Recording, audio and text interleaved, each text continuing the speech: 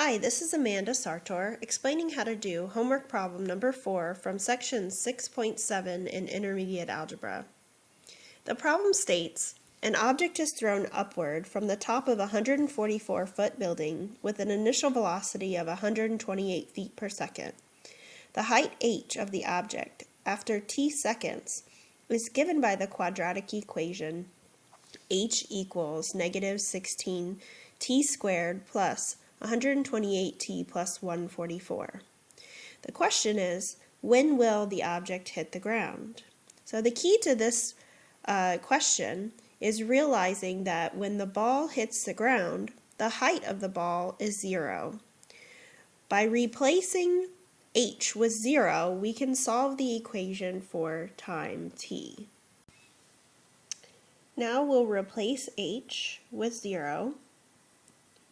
And we have a quadratic equation which we'll solve. So with this quadratic equation, we're going to solve by factoring. The first step in factoring is to factor the greatest common factor, which is negative 16. When I factor negative 16, I'm left with t squared minus 8t minus 9.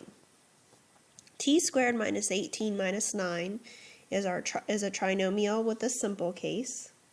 So we're going to factor this by finding two numbers that multiply to be negative 9 and add to be negative 8. Those numbers are negative 9 and positive 1. Once we factor completely, we're going to set each factor equal to 0 and solve. So we're going to set t minus 9 equals 0 and t plus 1 equals 0 and solve. Add 9 to both sides to get t by itself. That gives me a positive 9.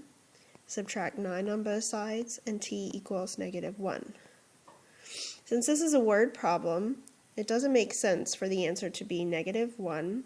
So we'll exclude this solution and the only solution will be t equals 9. So 9 seconds after the ball is thrown, the ball hits the ground.